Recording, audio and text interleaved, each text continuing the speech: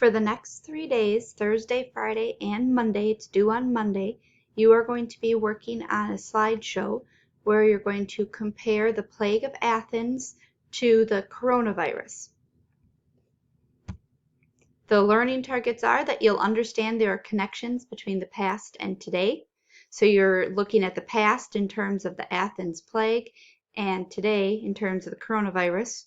You're going to research the two and then compare and contrast them. So look at the similarities and differences. There is a direction slide. You're going to use the resources on the next slide to learn about the plague of Athens and the coronavirus. And then you need to complete slides 5 through 7. I would like you to add pictures and a nice background theme, and then you'll turn it in when you're done. It's due on Monday, so you'll turn it in by Monday. If you find any other resources on the internet, you are allowed to use those. So here are the resources that I found for you. Feel free to use more than this. I thought these were written in a language that you would understand.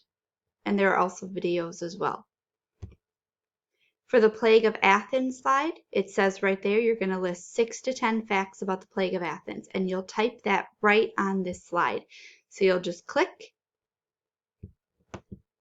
and then you will be able to type it. I would use bullet points.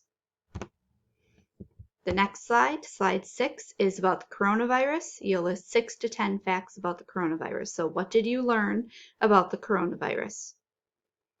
And the last slide, how are they similar? You're going to list 5 to 10 things they have in common. Okay, so after researching them and learning about those two